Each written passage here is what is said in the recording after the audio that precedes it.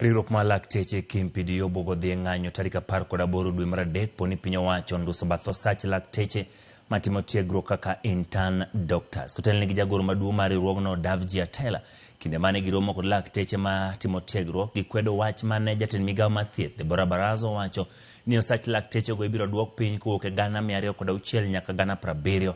Atela koni ok gibidok chien mondo piny owacho kik keth winjruok mar CBA mane gibedo godo higa achiel mokadho.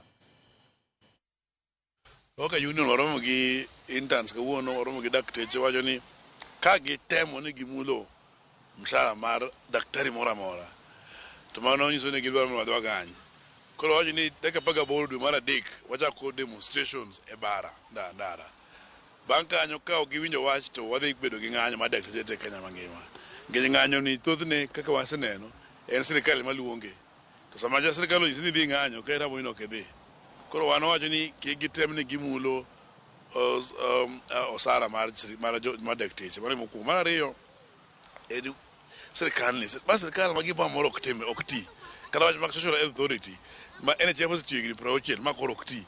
Wach mar interns osedhi maber higni gi te koro sani giketho kendo.